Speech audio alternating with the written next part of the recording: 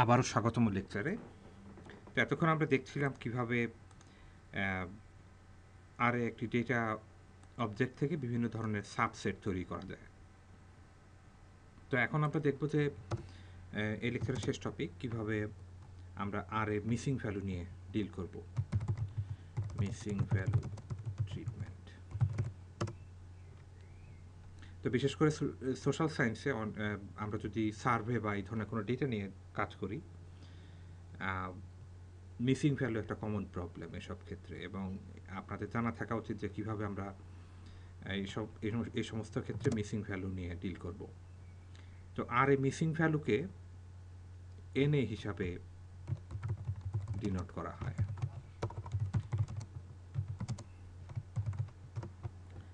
তো for example আমি যদি একটি অবজেক্ট তৈরি করি, যে অবজেক্টটার নাম হচ্ছে এ, এবং কিছু র্যান্ডম নাম্বার নিয়ে অবজেক্টটা তৈরি করলাম।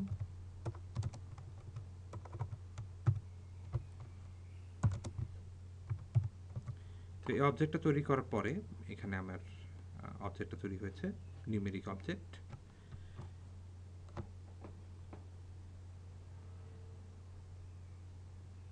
তো আমি যদি পরীক্ষা করতে চাই যে এখানে আসলে কোনো মিসিং ভ্যালু আছে কিনা, তাহলে আমার লিখতে হবে ইজ এনএ এ। এখানে আমি এই কমান্ডটা দিয়ে আমি দেখতে পাবো যে আমার এই এ অবজেক্ট এর ভিতরে কোনো মিসিং ভ্যালু আছে কিনা। মিসিং ভ্যালু অর্থাৎ এনএ এনএ আছে কিনা। তো এখানে দেখছি যে আসলে কোনোটাই মিসিং ভ্যালু নেই এখানে।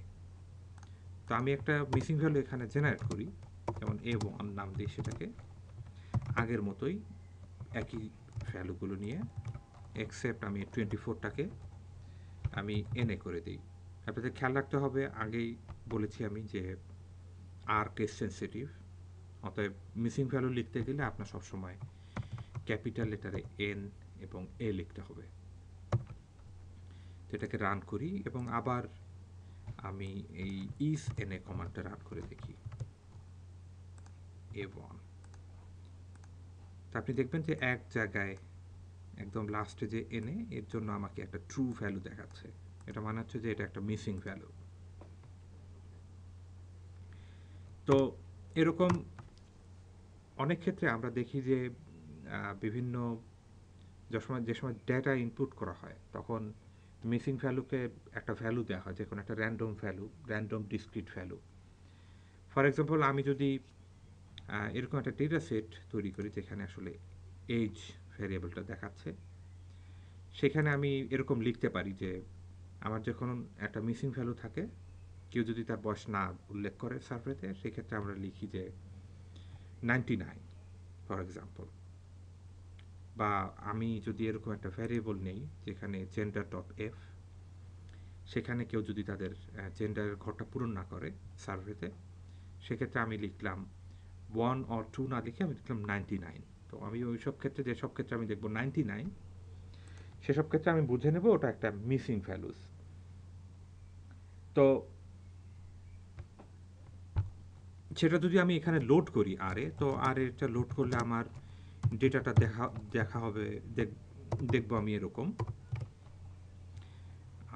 এটাই কপি করি আমি আগেরটাই,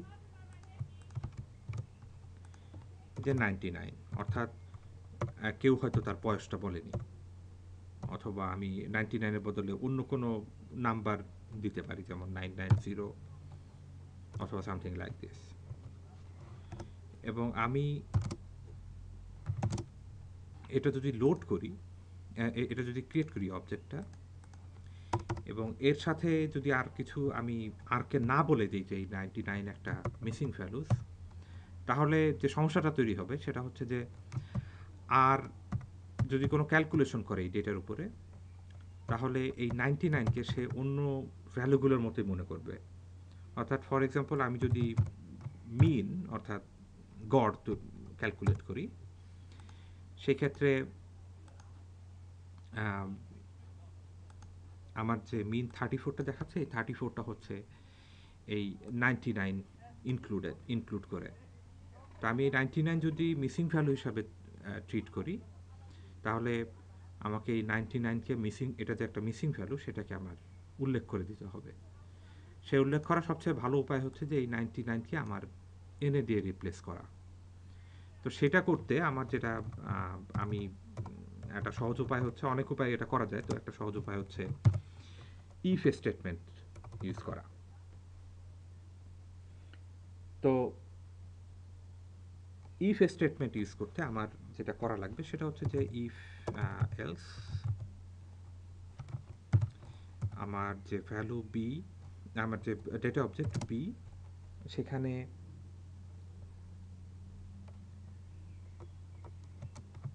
যদি 99 দেখি তাহলে সেটা এনে লিখব,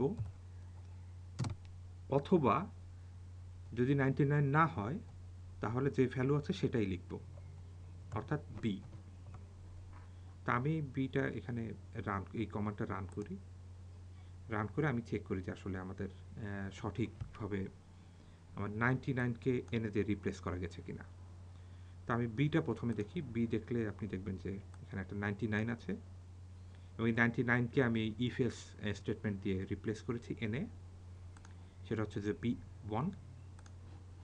তো আপনি দেখছেন এখানে এই ইফ এস স্টেটমেন্ট দিয়ে আমি এই এনএটা আমি ইনক্লুড করতে পেরেছি, মানে রিপ্লেস করতে পেরেছি 99 থেকে। তা আমি যদি আবার এই